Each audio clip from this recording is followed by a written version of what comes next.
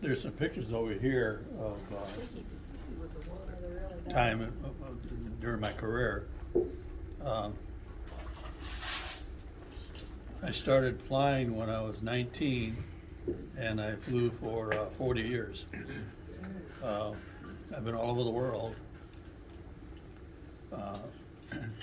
If I had it to do over again, I don't know if I would have, because it was such a sacrifice to my family. I think I figured out I was home 4 months out of the year. The rest of the time I was gone. It was a very high pressure job. Some of the experiences I've had, 99% of the people have not had. I've been as high as 52,000 feet. I've seen the curvature of the earth. It's just flabbergasting to see that. I've had trips where I had stars behind me and the sun in front of me. Had a shuttle from Detroit to Van Nuys, California for a while. Flew over the Grand Canyon. And people don't realize how big the Grand Canyon is. It takes 20 minutes to fly over it. And it speeds up to 700 miles an hour. That's quite a sight to see. I'm writing a book. Hopefully I'll be able to get it published here soon. Just in the experiences I've had. I already wrote a short story on one of my ambulance flights that I had. That's in Angels on Earth magazine, is that correct? Yes, right. And it's just a bit short version of it. It was an ambulance flight that I had, and they brought I think he was like 14. His name was Toby, and I didn't think he was going to make it. And the weather was horrible, and so I was fighting between doing the trip.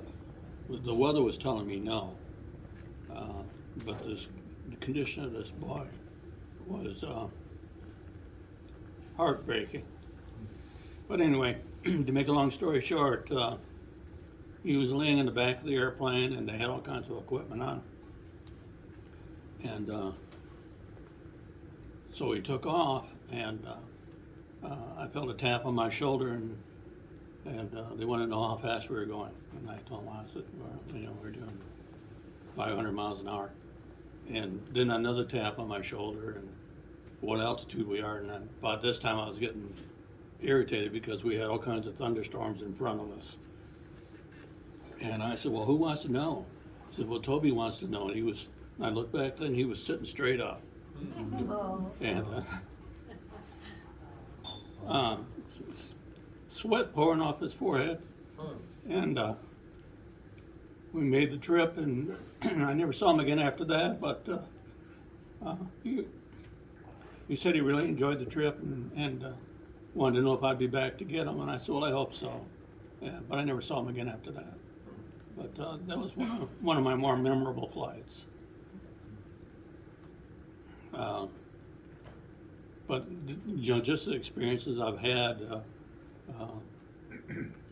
I was telling Melissa here that I had a trip over into Jamaica, and we were flying over Cuba, and I couldn't understand the controller.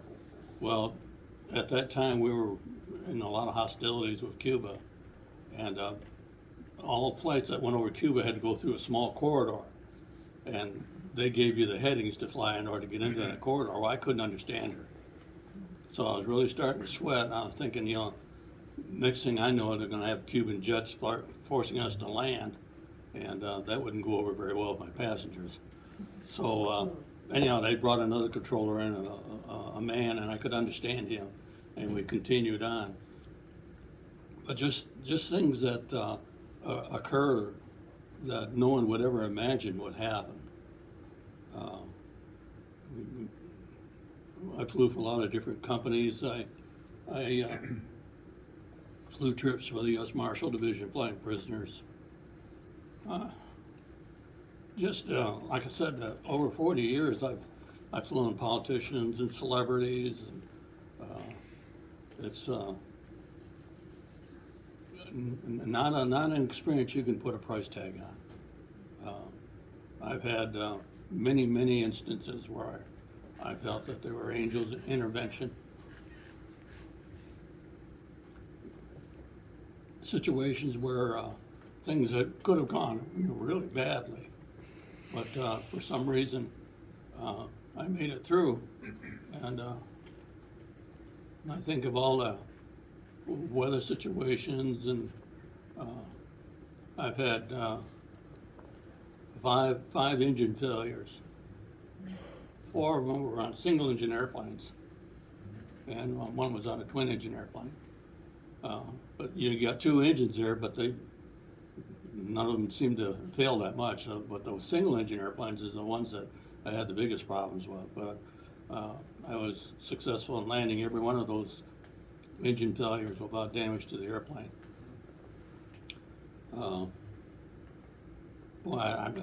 How do you explain what 40 years of flying is like? It was very demanding.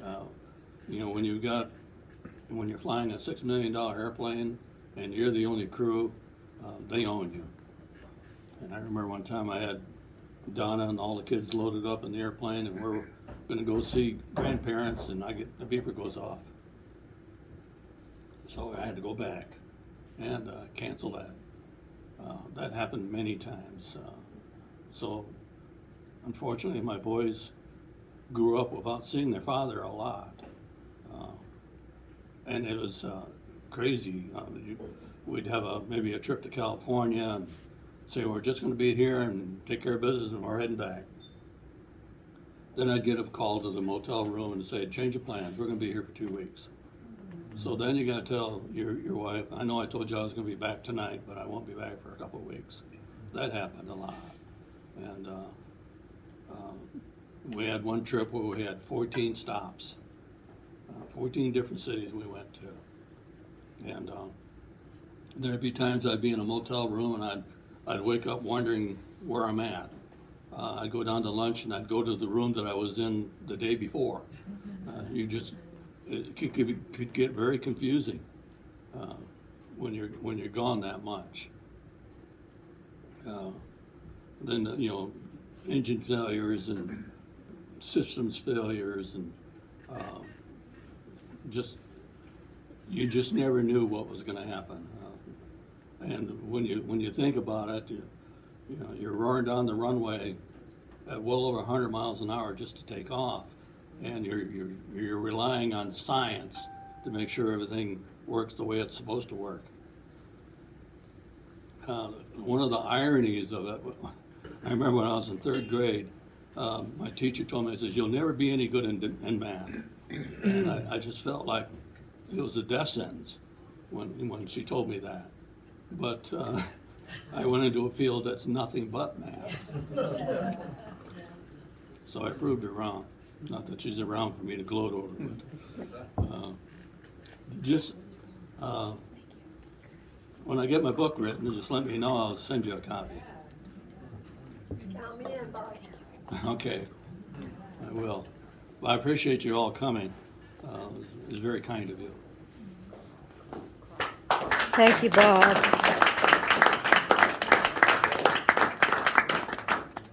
So even though we've already sang, we're gonna let him do a birthday wish and blow out his candle. You gotta think of what your wish. And then we have cake up here for everybody. Yeah.